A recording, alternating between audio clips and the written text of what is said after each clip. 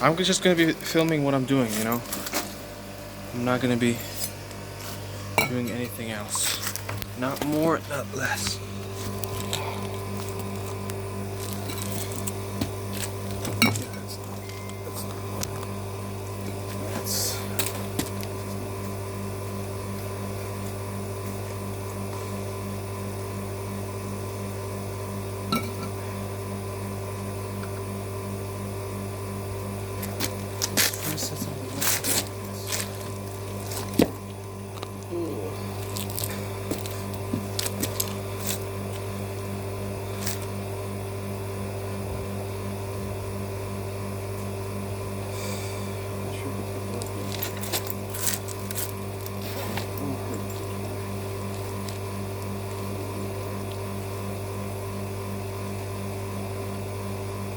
Oh yeah, I was thinking about that. Yeah. Maybe that actually works. I wonder. Actually, that'll be interesting. That'll be really interesting.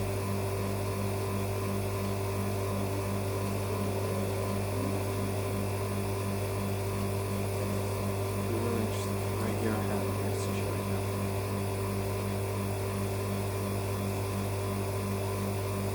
Fingers crossed. Fingers crossed. I can have a message. Or I can hang up. Which is exactly what's going on. Why would anybody buy that? You know? It's such a common thing. 13.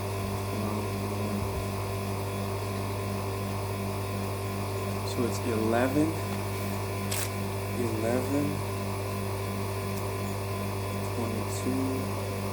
33, 44, 46, 57, 69,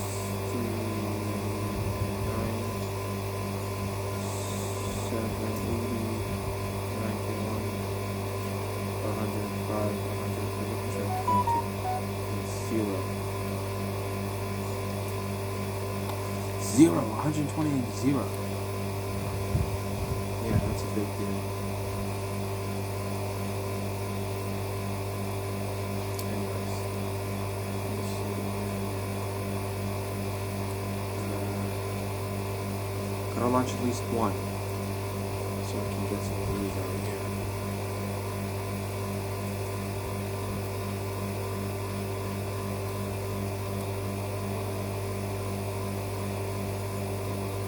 Nothing is perfect. That's the first thing.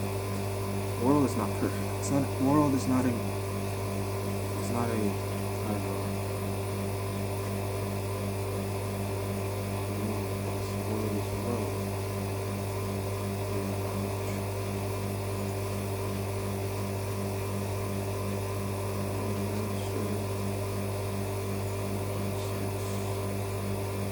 Seven, 7 to 9? That's fast.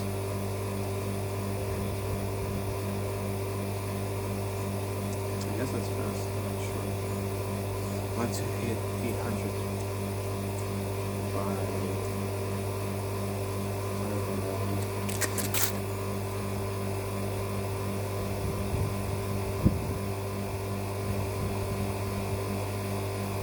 Let's see.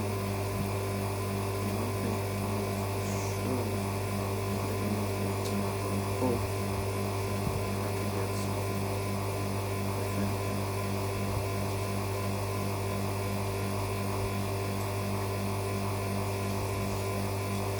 Okay. Got this. Now we're gonna go.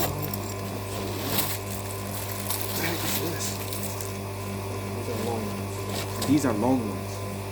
In case you didn't know. Right?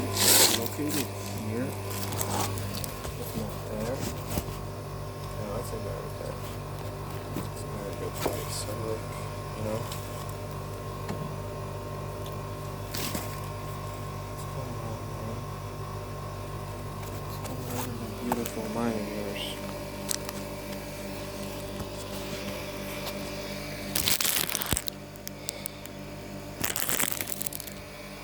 cold.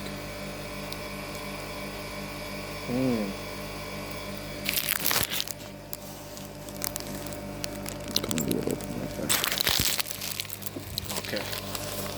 This is cold, guys. It's getting cold. It's getting really cold right now, so it's not one of the pluses of having this thing. That's for sure. Let's see how I'm gonna look here. Not bad, actually. Pretty much okay. You can't see that. No, let's move around. Okay. Look at this. This is delicious, bro. This is delicious. Look at this. It's freaking delicious. So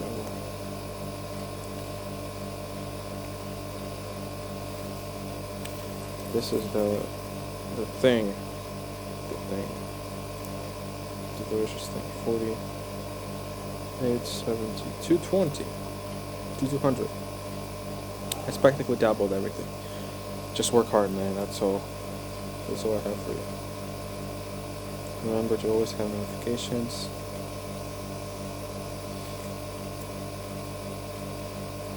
Okay, I need something to watch. Working.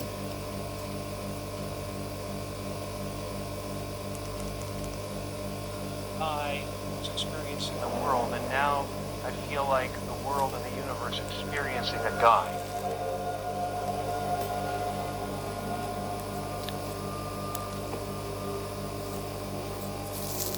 When the curtain goes down at the end of the drama, the hero and the villain step out hand in hand, and the audience applaud both. Because they know that the hero role and the villain role are only masks. As an actor, you play characters, and then if you go deep enough into those characters, you realize that your own character is pretty thin to begin with. You know? And then you suddenly have this separation and go, who's Jim Carrey? Oh, he doesn't exist, actually. And at a certain point, I realized, hey, wait a second, you know, if it's so easy to lose Jim Carrey, who the hell is Jim Carrey?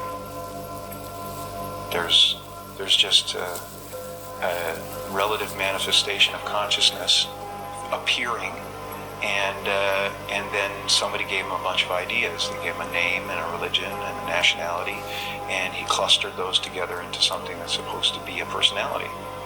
And it doesn't actually exist. And none of that stuff, if you drill down, is real. And so you see behind the stage, too, there is the green room, where after the play is over and before it begins, the masks are taken off. Dressing happens, doing hair happens, interviewing happens, and it happens without me, without the idea of it.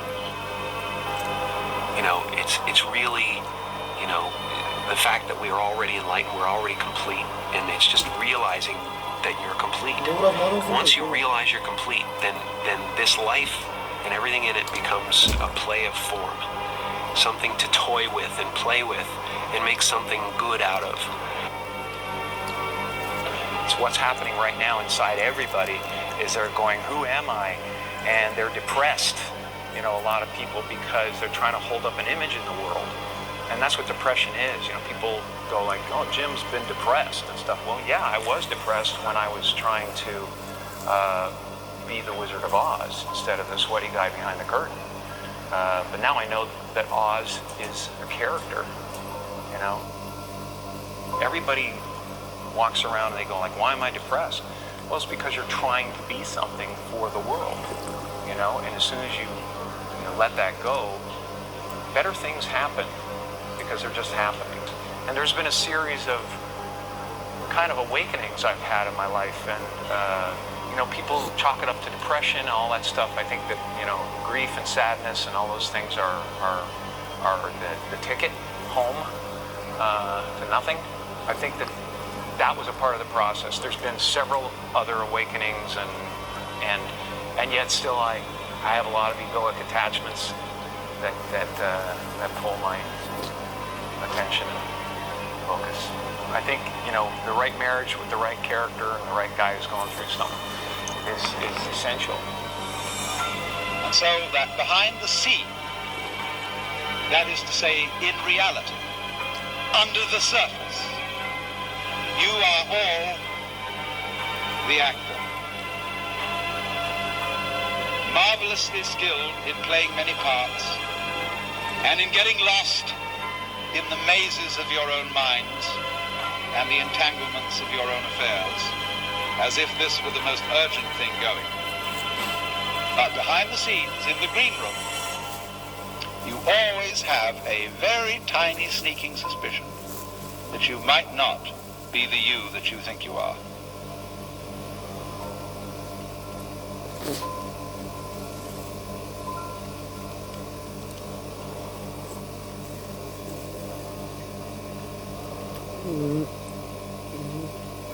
Если я умру, я никогда больше не увижу своих родных. Здравствуйте, меня зовут Карина, мне 9,5. It's not Jim Carrey who can walk down the street just doing anything he wants to and get away with it because nobody knows you. After a while, hopefully it'll be to the point where I can't walk out in the street. Won't that be fun? where it'll be impossible to walk anywhere without being recognized.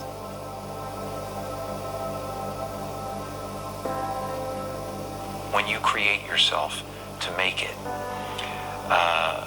you're going to have to either let that creation go and take a chance on being loved or hated for who you really are, or you're going to have to kill who you really are and fall into your grave grasping onto a character that you never were. I saw this psychic palm reader sign, and she gave me a reading, and she said,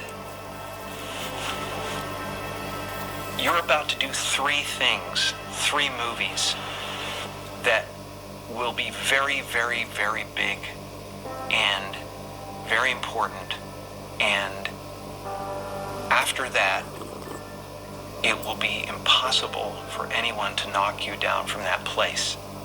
I worked in factories. I had a 9th grade education.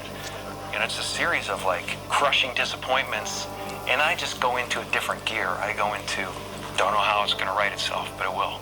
I don't know how. I'm the guy who wrote the $10 million check to himself and had it come to fruition. I'm the guy who had the substitute teacher in grade 2 who said that, whenever I want something, I pray to the Virgin Mary and I ask her for it and I promise something in return and I get whenever I want. So didn't you write yourself a check? I heard that you did. Is that true? I wrote myself a check for $10 million for acting services rendered, and I gave myself 5 years. My dad could never afford a bicycle, so I went home and I prayed for a bicycle and promised I'd say the rosary in return, and then I got a bicycle. Showed up in my living room. Brand new Mustang bike. I put it in one of the scenes in Eternal Sunshine. A Mustang bike with a banana seat. Just before Thanksgiving 1995, I found out that I was going to make $10 million. So you visualized? From then on, it was whenever I wanted something to happen, I manifested it. I stood there in an open field like this with my arms out. Tell me about your dad. My father was not only the funniest man in the room, but he was a fantastic saxophone player. And before I was born, he had an orchestra in Toronto. But, in order to be something special, you had to leave Canada and come down to the States and prove yourself in the States. He was a little bit afraid of that transition, and also he had a family to take care of, so he became an accountant. And as time wore on, it wore him down, it wore him down, and he got a little bit bitter, especially when he lost his job when he was 51. That really broke him. Not only was he compromising to raise a family, but when you compromise and you fail, it really hurts. It hurts even more than failing at what you love. So that was an example for me.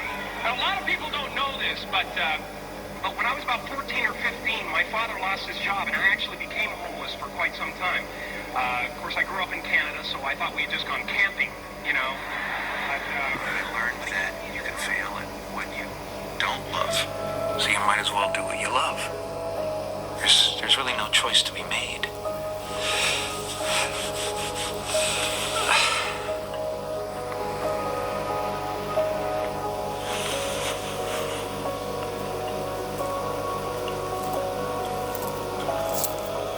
What you want to be, you know?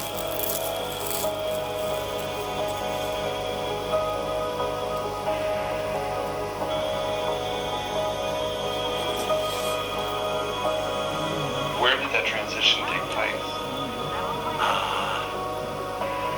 Somewhere in the middle of absolute confusion, absolute disappointment, absolute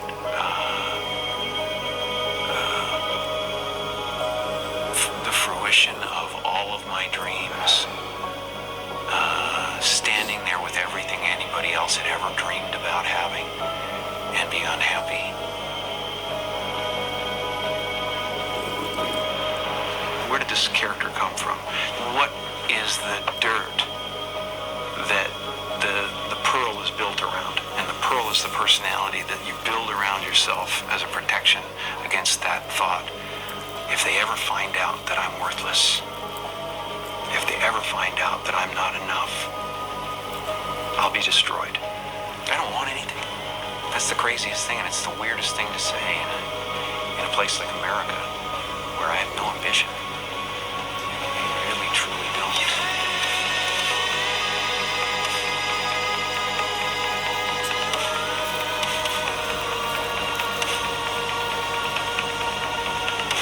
So many of us choose our path out of fear disguised as practicality.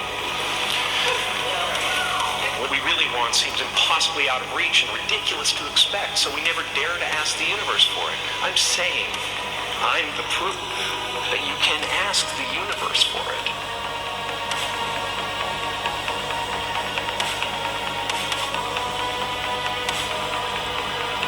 Because life doesn't happen to you, it happens for you. How do I know this? I don't, but I'm making sound, and that's the important thing. That's what I'm here to do. Sometimes I think that's the only thing that's important, really. You know? It's just letting each other know we're here. Reminding each other that we're part of a larger self.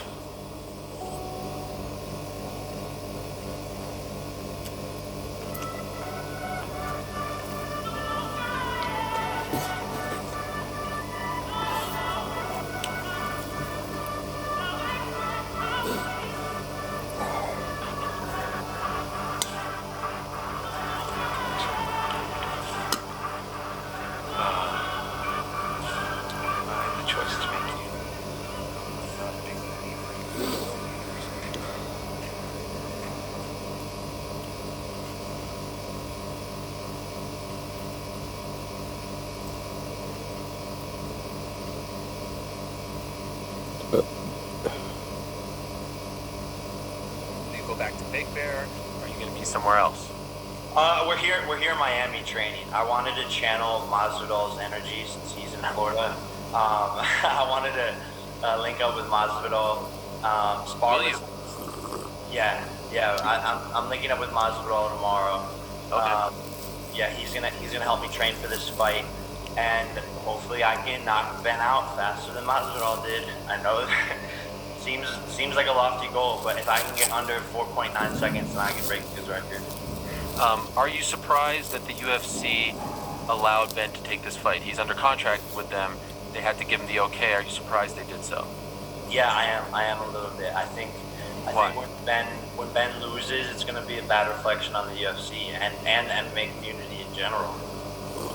And I can only imagine how much Dana White hates me. So, but I do know that I do know that this could be good for them as well. So I don't know what their game plan is or whatever, but I am surprised that they let him out of his contract for sure. Obviously, recently you targeted Conor, right? You made that offer for $50 million. You made it personal. You spoke about his fiance. Why did you go there? Why did you feel the need to go that far over the line? I wanted to piss him off. I wanted to make a lot of noise, and I wanted it to become personal right away. I truly believe I can beat Conor McGregor. And people don't want to watch a fight where everyone's going in there being like, "Hey, buddy, good luck tomorrow." Like, that's not the type of fighter I am. If we're going to go into a fight, no, like, I'm going to destroy you, and anyone you're affiliated with is a part of the wrath and can be attacked. McGregor's done it. McGregor has attacked Khabib's wife, Khabib's religion, thrown chairs at people. Like, this is the fight business. If people are going to get offended, they get over it and choose a different sport. Go do gymnastics. To the best of your knowledge, was that ever considered, that fight? McGregor? Yeah. For sure. His manager, Audi, was like, "Send proof of funds, or else this conversation ends right here. Who the f*** is this kid who talked about Conor's wife?" So we send the proof of funds. I think his tail goes between his... He's like, "Oh, this is not a joke." And look in hindsight, McGregor got paid a $5 million guarantee to get knocked out by Poirier. You should have taken the easy fight for $50 million, right? So he literally just got knocked out, embarrassed in front of the whole entire world, the worst fight he's ever had for $5 million. But he could have fought a YouTuber kid for $50 million. So I think now they regret it. I don't even know if I would consider, like, I want to fight McGregor, but it's just not as hype as it was before. I think he has to go get some wins under his belt, and then maybe I'll consider it. You know he made more than $5 million, right? Like, that's just what they disclosed. $5 million base. No, for sure, but $5 million base. I don't even know if that's true, to be honest.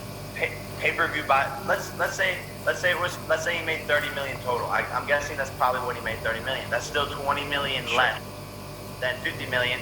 And by the way, this is $50 million guaranteed, Conor.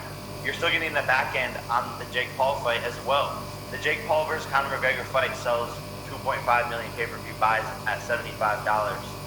And those types of numbers are 200 million plus gross.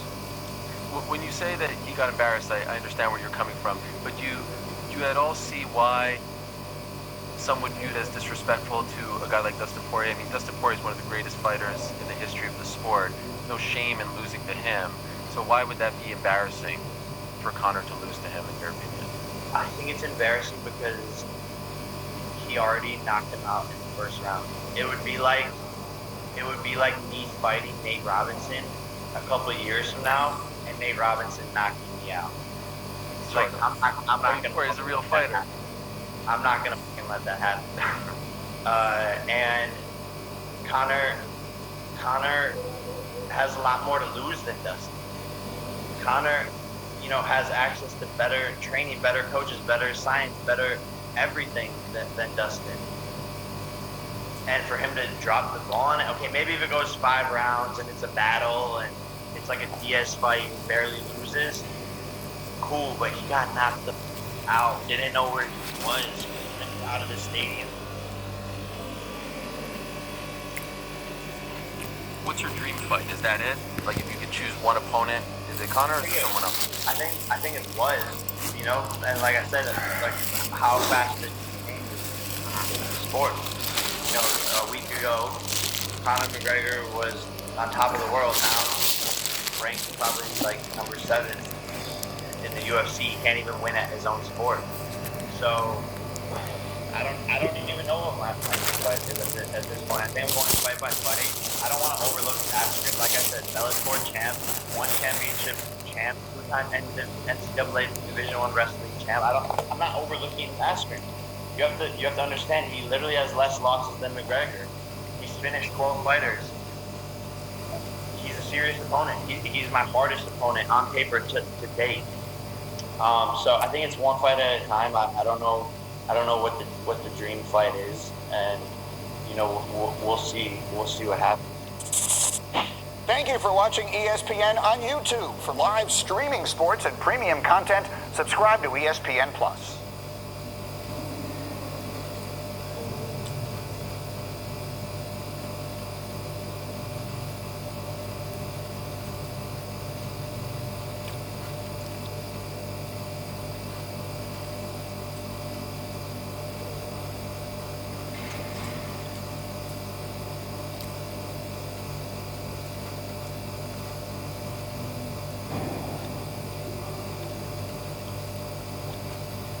When was the last time you saw it?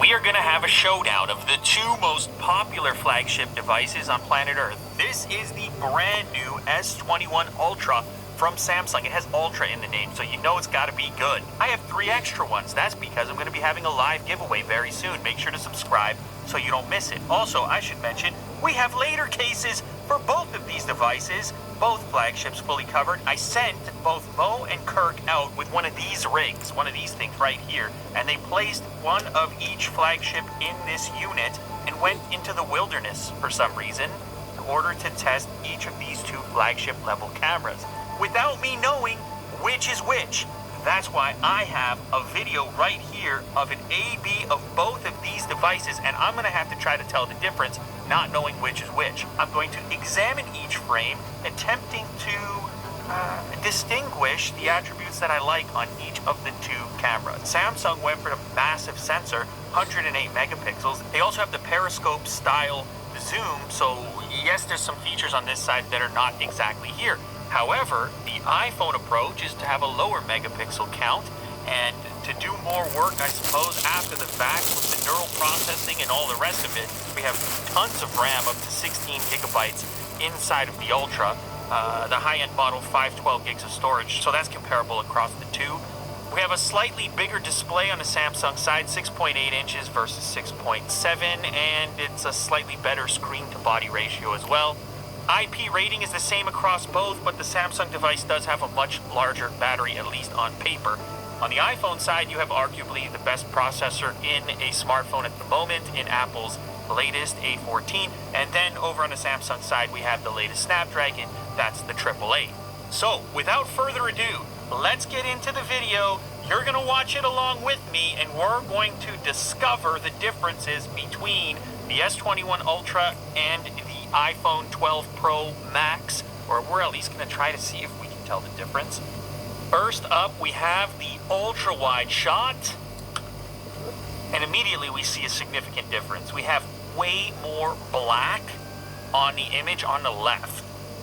Definitely more contrast and a shift towards blue, a cooler tone, definitely warmer on the right. I already have my inclination as to which is which. I think the important thing about this test, since you're playing along, is to know that each phone is going to stay on the same side the whole time. So whichever way your brain is trending, then keep that in mind as you attempt to be a detective here. Exposure, I mean, definitely the right-hand side is trying to keep the shadows up to maintain some level of detail. Both images are nice. I think either is acceptable. Even in the foreground here, on the log, on the snow, I feel like I'm getting a little more detail on the image on the left.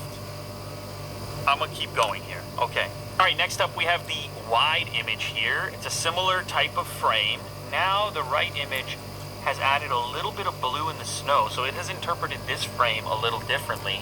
I mean, if you look at the jacket that Kirk is wearing there, it's certainly darker and more black and more contrasty on the left-hand side. Here we go with telephoto. So this photo is a round 3x zoom. It's the first tap on the zoom. This white on the left looks more accurate to me, and there's more detail in the jacket. Huh, that's quite interesting. Let's proceed. Now we're into the video, 4K 30 FPS.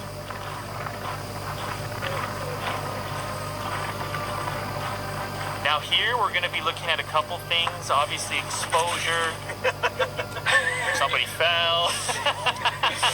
That's the second wipeout you took today. But that's kind of a good test, I guess. It looks quite a bit different. The right one remains a little smoother through your fall. The green is more saturated on the image on the left. It's more muted in the image on the right. However, I've seen this jacket in real life, and I feel like the right one is probably a little more accurate than the left, but it's subtle. It's a subtle difference. Did I just see one of them? Even without the extra stabilization. Okay, now the right one How's that is far possible? more stable than the I left. had more. And this is with just default settings on the video mode. I see flickering in the snow a little bit. There's an exposure thing happening. Oh, dang it. I Where thought I had more. the exposure is Well, shifting a little I don't bit, have struggling a